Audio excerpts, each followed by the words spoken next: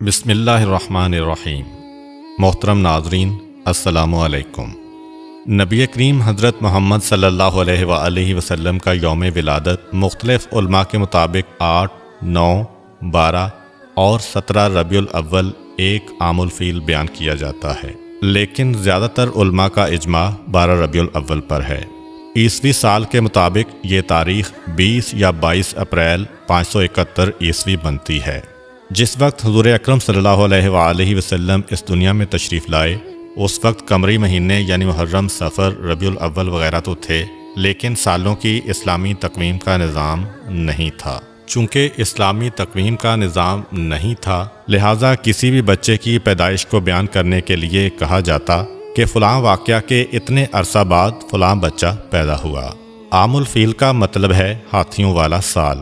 یہ وہ سال ہے جب یمن کے بادشاہ ابرہا نے ہاتھیوں کے لشکر کے ساتھ خانہ کعبہ پر حملہ کیا اور اللہ تعالیٰ کے بھیجے ہوئے ابابیلوں کے لشکر کے ہاتھوں ابرہا اور اس کے لشکر کی تباہی و بربادی ہوئی۔ علماء کے مطابق اس واقعہ کے 45 دن بعد حضور اکرم صلی اللہ علیہ وآلہ وسلم کی ولادت ہوئی۔ یہاں پر آپ کو یہ بات بھی بتاتا چلوں کہ ہجری سال کا آغاز کس طرح ہوا تھا۔ حضرت عمر فاروق رضی اللہ عنہ کے دور حکومت میں ان کی دعوت پر تمام صحابہ اکرام 30 جمادی الثانی 17 ہجری بروز جمعرات مسجد نبوی میں جمع ہوئے۔ آپ نے اسلامی تاریخ و سن کی اہمیت پر ایک عظیم خطبہ دیا۔ اس وقت دنیا میں 4 طرح کی تاریخیں مشہور و معروف تھیں۔ قمری تاریخ یعنی چاند کے حساب سے تاریخ دیکھنا، عیسوی تاریخ جس کو انگریزی تاریخ بھی کہا جاتا ہے، تاریخ عبرانی جو کہ یہودیوں کی تاریخ ہے، اور تاریخ جولیانی۔ حضرت عمر نے فرمایا کہ اسلامی سال چاند کے حساب سے ہونا چاہیے۔ اب یہ بتائیے کہ اسلامی تاریخ کی ابتدا کہاں سے ہونی چاہیے؟ بعض حضرات صحابہ رضی اللہ عنہم نے فرمایا حضور اکرم صلی اللہ علیہ وآلہ وسلم کی ولادت باسعادت سے شروع ہونی چاہیے۔ حضرت عمر نے فرمایا اس طریقہ میں عیسائیوں کے ساتھ مشابہت بنتی ہے، کیونکہ ان کے سال کی ابتدا حضرت عیسیٰ مسیح علیہ السلام کی پیدائش سے شروع ہوتی ہے۔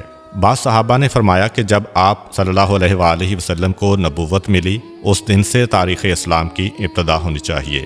آپ نے فرمایا کہ نبوت کا ابتدائی زمانہ اسلام و مسلمانوں پر ظلم و ناانصافی کا زمانہ تھا۔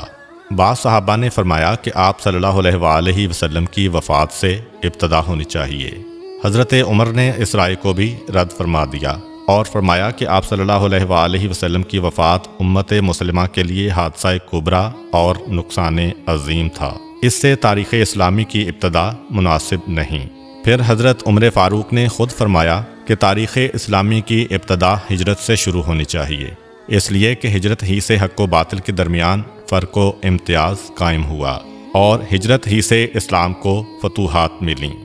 اب پھر سوال پیدا ہوا کہ اسلامی تاریخ کی ابتدا کس مہینے سے ہو؟ بعض نے کہا کہ رمضان سے اسلامی سال شروع ہونا چاہیے۔ حضرت عثمان غنی رضی اللہ عنہ نے فرمایا جس مہینہ میں حضور صلی اللہ علیہ وآلہ وسلم نے ہجرت فرمائی، اسی مہینہ سے اسلامی سال شروع ہونا چاہیے۔ حضور اکرم نے ربیع الاول کے مہینہ میں ہجرت فرمائی، لیکن ہجرت کا ارادہ ماہ محرم ہی میں کر چکے تھے، اس لیے اسلامی تاریخ کے سال کی ابتدا محرم الحرام سے شروع ہونی چاہیے۔ لہٰذا اسلامی سال کی ابتدا محرم الحرام سے ہونا طے پا گیا۔ چنانچہ اس طرح اسلامی سال کو ہجری سال کا نام دیا گیا، اور اس کو اردو میں ہے سے اور انگلش میں AH سے ظاہر کیا جاتا ہے۔ حضور اکرم صلی اللہ علیہ وآلہ وسلم کے والد کا نام حضرت عبداللہ اور آپ کی والدہ کا نام حضرت آمنہ بنت وہب تھا۔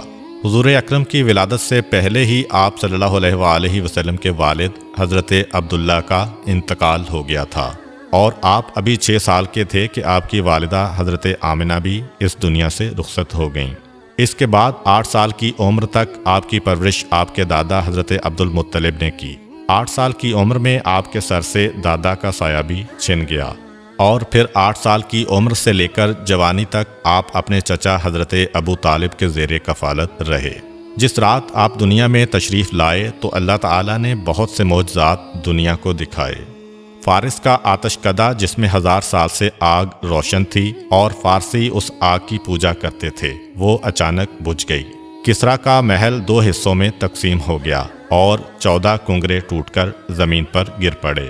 دریائے ساوا جو صدیوں سے خشک پڑا تھا اس میں پانی جاری ہو گیا، اور دریائے سماوا جس میں ہمیشہ سے پانی جاری تھا ایک مرتبہ اس میں پانی خشک ہو گیا۔ جتنے بھی دنیا میں بتکدے تھے ان میں موجود بت منہ کے بل زمین پر گر گئے، اور دنیا میں جتنے بھی بادشاہوں کے تخت تھے وہ پائے ٹوٹنے کی وجہ سے زمین پر آ کر گر گئے۔ جتنے بھی ساحر، جادوگر، کاہن اور منجم تھے ان کا علم جواب دے گیا تھا۔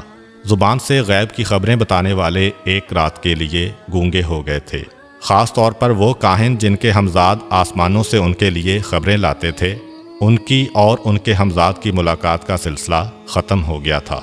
مکے کی سرزمین سے ایک ایسا نور ظاہر ہوا جس کی روشنی اتنی دور تک تھی کہ مکے کے لوگوں نے مکے میں بیٹھ کر شام کے محلات کا اپنی آنکھوں سے جائزہ لیا، اور ساری رات ستارے اس کثرت کے ساتھ ٹوٹ کر گرے کہ لوگ پریشان ہو کر ایک دوسرے سے سوال کر رہے تھے کہ آج کی رات کیا واقعہ پیش آیا ہے۔ عمرو بن امیہ جو ایک مشہور کاہن تھا، اس سے لوگوں نے پوچھا کہ یہ ستارے مسلسل کیوں ٹوٹ رہے ہیں؟ اس نے کہا، وہ مشہور ستارے جن کی مدد سے لوگ راستہ معلوم کرتے ہیں، گرمی اور سردی کے حالات پتہ چلتے ہیں، جا کر دیکھو، اگر وہ ستارے ٹوٹے ہیں تو سمجھ لینا کہ یہ رات اس کائنات کی آخری رات ہے، کیونکہ یہ قیامت کی نشانی ہے، اور اگر وہ ستارے اپنی جگہ پر باقی ہیں اور دوسرے ستارے ٹوٹ رہے ہیں تو سمجھ لینا کہ آج دنیا میں کوئی بہت عجیب و غریب واقعہ پیش آیا ہے۔ جب لوگوں نے دیکھا کہ وہ مشہور ستارے اپنی جگہ پر قائم ہیں تو انہیں یقین ہو گیا کہ آج کی رات کوئی نہ کوئی عظیم واقعہ پیش آیا ہے۔ تاریخ یہ بھی بتاتی ہے کہ آسمان سے ملائکہ کی ٹولیاں تسبیح و تقدیس کے گیت گاتی ہوئی زمین کی جانب آ رہی تھیں۔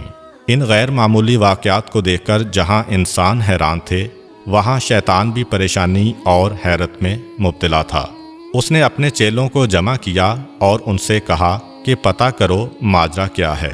شیطان کے چیلوں نے ساری دنیا گھومی اور صبح کے وقت ناکام واپس لوٹے، اور شیطان کو بتایا کہ انہیں کچھ پتہ نہیں چل سکا۔ اس کے بعد شیطان نے خود نکلنے کا فیصلہ کیا اور سوچا کہ آسمان پر جا کر دیکھتا ہوں کہ فرشتوں میں کیا بات چل رہی ہے۔ اس وقت شیطان کو چوتھے آسمان تک کی رسائی حاصل تھی، لیکن آج چوتھا آسمان تو کیا، پہلے آسمان پر ہی فرشتوں نے اسے روک لیا اور آتشی ہتھیاروں سے اسے بھگا دیا۔ اس کے بعد شیطان زمین کی سیر کے لیے نکلا اور حرم کی سرزمین میں داخل ہونے کی کوشش کی، لیکن وہاں بھی فرشتوں نے اسے روک لیا۔ اس کے بعد وہ مکے کی پچھلی جانب جبل نور پر پہنچا جہاں غار حرا ہے اور جہاں حضور اکرم صلی اللہ علیہ وآلہ وسلم پر پہلی وحی نازل ہوئی تھی۔ وہاں اس نے اپنے آپ کو ایک چھوٹی سی چڑیا کے روپ میں تبدیل کیا اور پھر حرم میں داخل ہونے کی کوشش کی۔ اس مرتبہ حضرت جبرائیل علیہ السلام نے اسے پہچان لیا اور اسے وہاں سے بھگا دیا۔ شیطان نے حضرت جبرائیل علیہ السلام سے پوچھا، اے جبرائیل، آج کون سا ایسا واقعہ پیش آیا ہے کہ مجھے آسمانوں پر جانے سے بھی روک دیا گیا اور اب ایک چڑیا کے روپ میں بھی حرم میں داخل نہیں ہونے دیا گیا؟ حضرت جبرائیل علیہ السلام نے فرمایا کہ آج انتہائی مقدس رات ہے، آج سرکار انبیاء حضرت محمد صلی اللہ علیہ وآلہ وسلم کی ولادت کی رات ہے، ان کی ولادت ہونے والی ہے، اس لیے تجھے اس مقام پر داخلے سے روک دیا گیا ہے۔ شیطان نے حضرت جبرائیل علیہ السلام سے پوچھا کہ اے جبرائیل، یہ تو بتا دو کہ اس پیدا ہونے والے بچے پر میرا کوئی بس چلے گا کہ نہیں، میں انہیں بہکا سکوں گا کہ نہیں؟ حضرت جبرائیل علیہ السلام نے کہا کہ اس نور پر تمہارا کوئی بس نہیں چلے گا۔ پھر شیطان نے پوچھا کہ اے جبرائیل، کیا ان کا کلمہ پڑھنے والے میرے بہکاوے میں آ جائیں گے کہ نہیں؟ حضرت جبرائیل نے کہا، اے شیطان، رسول تو رسول، ان کے کلمہ پڑھنے والے پر بھی تمہارا بس نہیں چلے گا جب تک کہ اس کے دل میں اس دنیا کی محبت نہ پیدا ہو جائے۔ جب دنیا کی محبت پیدا ہو گئی تو شیطان اس کو اپنا غلام بنا لے گا۔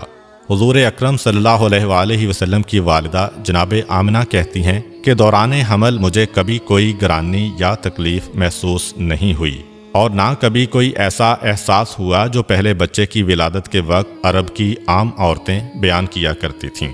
آپ فرماتی ہیں کہ میں اور فاطمہ بنت اسد کمرے میں بیٹھی تھیں کہ اچانک کمرے کی روشنی میں اضافہ ہونے لگا اور ایسا لگا کہ یہ کمرہ آنکھوں سے پوشیدہ ہوتا جا رہا ہے۔ جناب فاطمہ بنت اسد یہ منظر دیکھ کر گھبرا گئیں، اپنی جگہ سے اٹھیں کہ گھر کے مردوں کو جا کر بتائیں۔ حضرت ابو طالب کو آواز دی اور جو دیکھا تھا وہ بیان کیا۔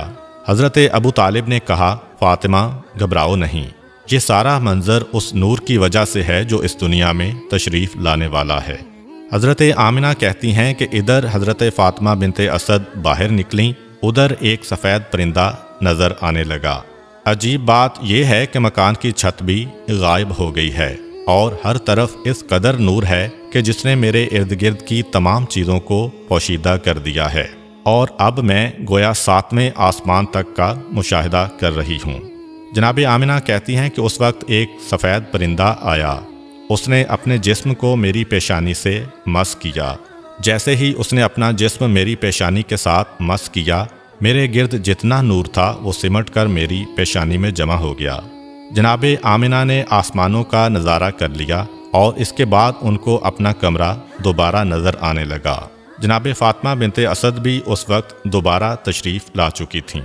جناب آمنہ کہتی ہیں کہ اس وقت 4 عورتیں میرے پاس آئیں جن کے ہاتھ میں شیشے کے گلاس اور صراحیاں تھیں۔ انہوں نے مجھے سلام کیا اور کہا کہ ہم جنت کی حوریں ہیں اور حکم پروردگار سے آپ کے پاس تشریف لائی ہیں۔ یہ جنت کا شربت ہے، اسے نوش فرما لیں۔ حضرت آمنہ نے وہ شربت پیا تو ایک لمحے کے لیے دنیا سے غافل ہو گئیں، اور جیسے ہی ہوش میں آتی ہیں تو کیا دیکھتی ہیں کہ ان کا بچہ ان کے پاس اس انداز میں سجدے کی حالت میں ہے کہ اس کا بایاں ہاتھ زمین پر ہے اور دایاں ہاتھ آسمان کی طرف بلند ہے۔ اس کی پیشانی خانہ خدا کی جانب ہے، اور جیسے ہی وہ سجدہ سے اٹھا اس کی پیشانی سے ایسا نور ظاہر ہوا کہ میں نے اور میری بہن فاطمہ نے اسی نور کی روشنی میں ایک طرف یمن کے سرخ محل دیکھے تو دوسری جانب بصرہ اور شام کے علاقے کو دیکھا، اور تیسری جانب ایران کے محلات ہماری آنکھوں کے سامنے آ گئے۔ حضرت آمنہ فرماتی ہیں کہ میرے ہاں بچے کی ولادت ہوئی اور مجھے پتہ بھی نہ چلا کہ یہ بچہ کس وقت دنیا میں ظاہر ہوا۔ اس کے بعد مسلسل میرے کانوں میں لوگوں کے سلام کی آوازیں آنے لگیں، السلام علیکہ یا محمد، السلام علیکہ یا احمد۔ میں نے ان 4 حوروں سے پوچھا کہ یہ کون لوگ ہیں جو سلام کر رہے ہیں؟ انہوں نے کہا کہ یہ فرشتوں کی ٹولیاں ہیں جو سلام کرنے آ رہی ہیں۔ اس کے بعد ان 4 حوروں نے کہا کہ ہم اس امانت کو جبرائیل و میکائیل علیہم السلام کے سپرد کر کے واپس جا رہی ہیں۔ ان 4 حوروں میں سے ایک نے بچے کو اپنے ہاتھوں پر لیا اور پھر آنے والے ایک نوجوان کی گود میں ڈال دیا۔ مجھے بتایا گیا کہ یہ حضرت جبرائیل علیہ السلام ہیں، ان کے ساتھ حضرت میکائیل علیہ السلام ہیں، اور دونوں کے ہاتھ میں جنت کے پانی سے بھرے ہوئے لوٹے تھے۔ انہوں نے اس پانی کو بچے کے اوپر ڈالنا شروع کیا اور فرمایا، اے آمنہ، اس بچے کو اس پانی کی ضرورت نہیں ہے کیونکہ یہ پاک و پاکیزہ ہے، اسے غسل کرنے کی ضرورت نہیں ہے، مگر ہم نور و صفا میں زیادتی کے لیے اس پانی سے غسل دے رہے ہیں۔ جناب آمنہ کہتی ہیں کہ میں نے دیکھا کہ بچہ ختنہ شدہ ہے، ناف کٹی ہوئی ہے اور پاک و پاکیزہ ہے۔ حضرت جبرائیل و میکائیل علیہم السلام ابھی نہلا کے فارغ ہوئے تھے، اچانک آسمان سے ایک سفید رنگ کا بادل نمودار ہوا اور اس نے اس بچے کو چھپا لیا۔ اس کے بعد میرے کان میں کسی نے کہا کہ اسے لے جاؤ اور دنیا کے پہاڑ اور جنگل دکھاؤ، اور ہر ایک سے کہو کہ یہ تمہارا آقا اور سردار ہے، تمہیں اس کی اطاعت کرنا ہے۔ ایک لمحے بعد وہ بادل جس نے بچے کو پوشیدہ کیا ہوا تھا ہٹا اور بچہ سبز رنگ کے ایک گہوارے میں لیٹا ہوا نظر آیا۔ مجھے نہیں پتا کہ یہ گہوارہ بھی کہاں سے آیا۔ بچے کے ہاتھ میں 3 چابیاں ہیں اور کسی نے بآواز بلند کہا، اس میں سے ایک چابی فتح و نصرت کی ہے، دوسری چابی دنیا کے نفعات کی ہے، جو اس کے ساتھ چلے گا وہ نفع حاصل کرے گا اور جو اس سے منہ موڑے گا وہ نقصان اٹھائے گا، تیسری چابی نبوت کی چابی ہے، پس نبوت کے سلسلے کو اس نے قفل لگا دیا، اس کے بعد کوئی نبی نہیں آئے گا۔ یکا یک میں نے دیکھا کہ ایک دوسرا بادل نیچے آیا اور اس نے پھر اس بچے کو پوشیدہ کر دیا۔ پھر کسی نے میرے کان میں کہا، اسے لے جاؤ اور دنیا میں جتنے چرندے، پرندے، درندے، اولیاء اور نیک انسان ہیں ان سب کو اس کی پہچان کراؤ اور ان سے کہو کہ یہ تمہارے آقا و سردار ہیں، تمہیں اس کی اطاعت کرنا ہے۔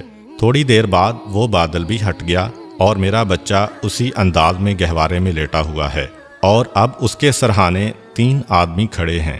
ان میں سے ایک کے ہاتھ میں شیشے کی بنی ہوئی ایک صراحی ہے، دوسرے کے ہاتھ میں موتیوں کا بنا ہوا ایک چوکور تشت ہے اور تیسرے کے ہاتھ میں ایک سفید رومال ہے۔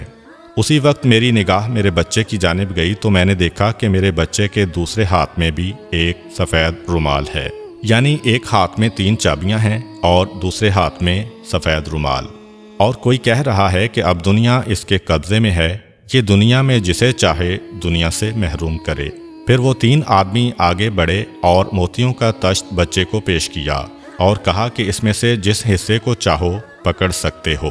بچے نے تشت کے بیچ میں ہاتھ ڈالا، جو بچے کی فطرت کے بالکل خلاف ہے، کیونکہ چاروں طرف سفید موتی لگے ہوئے ہیں اور درمیان والا حصہ خالی ہے۔ پکارنے والے نے پکارا کہ اس نے دنیا میں سے خانہ کعبہ کا انتخاب کر لیا ہے۔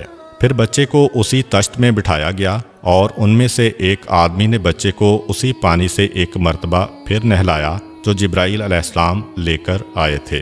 پھر میں نے دیکھا کہ تیسرے آدمی نے اس سفید رومال کو کھولا، اس میں سے ایک انگوٹھی نکلی، اس انگوٹھی کو بچے کے دونوں شانوں کے درمیان رکھ کر دبایا، اور جب انگوٹھی کو وہاں سے ہٹایا تو مہر نبوت وہاں پر ثبت ہو چکی تھی۔ اس وقت پکارنے والے نے پکارا کہ یہ رضوان جنت ہے جو اس وقت رسول کو غسل دینے کے لیے آیا تھا۔ یکا یک میں نے دیکھا کہ وہ تینوں اس مکان سے غائب ہو گئے۔ جناب آمنہ کہتی ہیں کہ اس دوران جب کہ میرے کمرے میں اس طرح کے معجزات پیش آ رہے تھے، مکے کی سرزمین پر بھی کچھ عجیب و غریب واقعات پیش آئے۔ صبح کا وقت ہے، مکے کے کافر اپنے گھروں میں آرام کر رہے ہیں اور حکم پروردگار سے جنت سے اس دنیا کے لیے 4 جھنڈے بھیجے گئے۔ پہلا جھنڈا کوہ کاف پہ لگایا گیا، دوسرا جھنڈا کوہ ابو قبیس پر لگایا گیا، تیسرا جھنڈا خانہ کعبہ کی چھت پر لگایا گیا اور چوتھا جھنڈا بیت المقدس پر لگایا گیا۔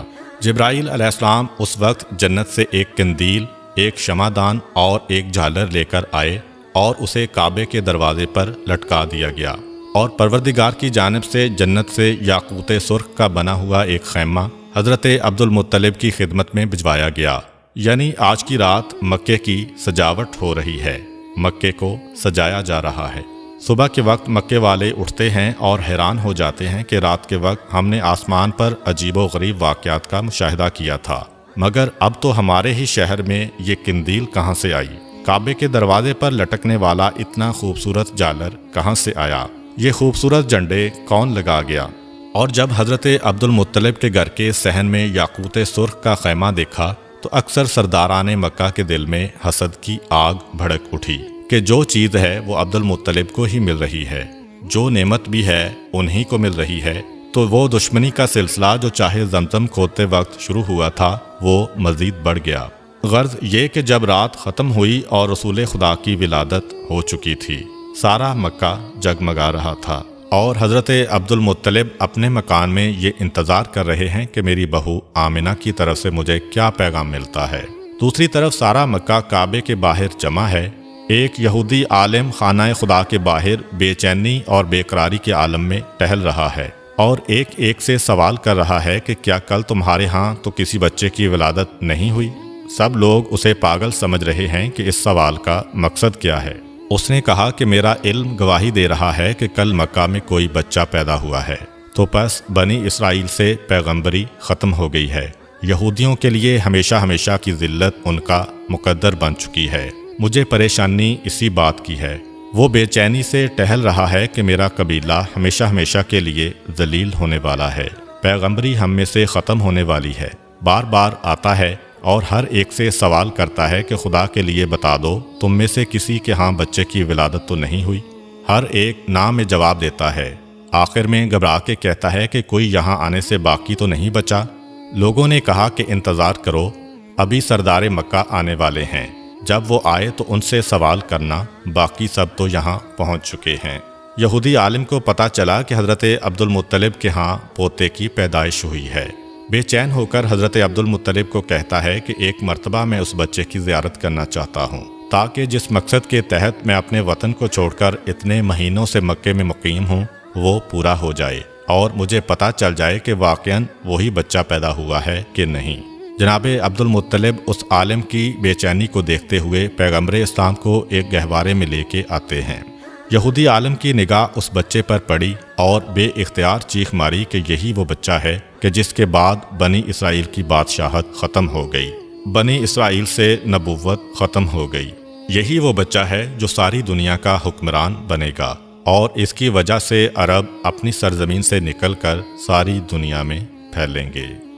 ناظرین، یہ تو تھی نبی پاک کی پیدائش کے حوالے سے مکمل تفصیل۔ انشاءاللہ اگلی ویڈیو میں ہم آپ صلی اللہ علیہ وآلہ وسلم کے بی بی حلیمہ سعدیہ کے گھر پہنچنے اور وہاں پر پیش آنے والے حالات اور معجزات کے بارے میں بیان کریں گے۔ امید کرتا ہوں کہ آپ کو آج کی ویڈیو اچھی لگی ہوگی۔ اگر آپ کو ہماری ویڈیو اچھی لگی ہے تو ویڈیو کو لائک کریں اور مزید اس طرح کی ویڈیوز دیکھنے کے لیے ہمارا چینل سبسکرائب کر لیں۔ ملتے ہیں نیکسٹ ویڈیو میں، اجازت دیجیے، اللہ حافظ۔